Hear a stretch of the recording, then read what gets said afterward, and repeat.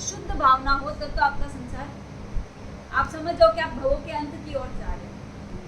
और अगर आपने जिंदगी में समाधि की अच्छी प्रैक्टिस कर ली, आप है ना कैसे करो, जो भी स्वाध्यायी नए स्वाध्यायी है वो तो स्वाध्याय करके आत्मस्वरूप को समझो, और जो आत्मस्वरूप को समझ चुके हैं वो भगवान की तरह प्रतिकूल और अनुकूल अवस्थाओं में वस्तु स्वरूप बोध में रहता है कि नहीं, इसकी चेकिंग करो। ये ऑब्जर्वेशन नहीं करोगे तो आपका ग्राफ कैसे आगे बढ़ेगा। पहले तो प्रतिकूल परिस्थिति में अगर आपकी समभावना रहती है तो प्रतिकूल को आपने जीत लिया। प्रतिकूल को जीतना आसान है, अनुकूल को जीतना उससे भी कठिन है, ये ध्यान में रखना। भगवान को अगर संगम खीर पकाता है तो संभाव रहेगा, पर अगर तृष्णा माता आवाज देगी तो अनुकूल है ना, अनुकूल है, अनुकूल है। प्रतिकूल में तो आपने समझ गए कि मुझे संभल जाना है, भाई मेरे को कुछ भी मेरी सासू दो गाली सुनाए तो भी मैं संभाव में रखूंगी, पर आपको दो चार वस्तु देख के यार आपको पासपान में बिठा दे और तब भी आप अगर नहीं फिसले तो आप अगर तब संभाव में हो तो आप समझना कि आप स्वाध्याय के पथ पर चल रहे हैं।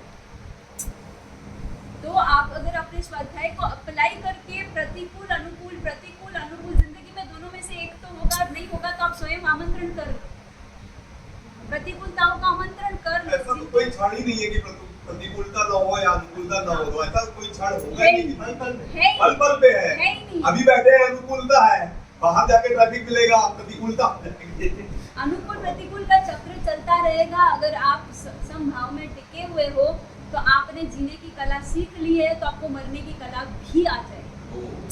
समाधि मरण के लिए समाधि जीवन जीना जरूरी है। हाँ, समाधि मरण के लिए समाधि जीवन जीना बहुत जरूरी है। समाधि की ट्रेनिंग जिंदगी में होगी, परीक्षा मृत्यु, और अंत समय आपने सुधार लिया। और अगर जिंदगी में अपनी समाधि की पूरी मतलब प्रैक्टिस की और अंत समय में समाधि नहीं रही तो हो सकता है कि आपका ग्राफ नीचे भी गिर जाए और आपकी दुर्गति भी हो जाए, और हो सके आपको ऐसे सहयोग और ऐसा वातावरण मिलने में और समय लग सके। इसलिए अपना देखो, कोई भी चीज होने में 5 समवाय लगते हैं।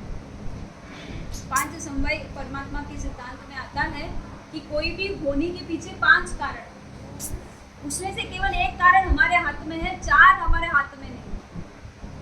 सिर्फ पुरुषार्थ हमारे हाथ में है, बाकी 4 क्या है वो हमें पता नहीं है, वो कब हमारे अनुकूल होंगे हमें पता नहीं है। हम पुरुषार्थ करते रहे और ये 4 भी अनुकूल हो जाएंगे तो वो होनी होगी तो वो हो जाएगी, पर उसका मतलब ये नहीं कि हम पुरुषार्थ करना छोड़ें। मेरे को लाख रुपया कमाना है, मेरे भाग्य में जो होगा तब होगा, इसके लिए आपके घर बैठे रहोगे कि भाग्य को आजमाते रहोगे? तो आजमाना आपका पुरुषार्थ है। भाग्य जब साथ देगा तब देगा, जब उसका उदय होना होगा तब वो। तो जो भी काम होता है वो 5 कारणों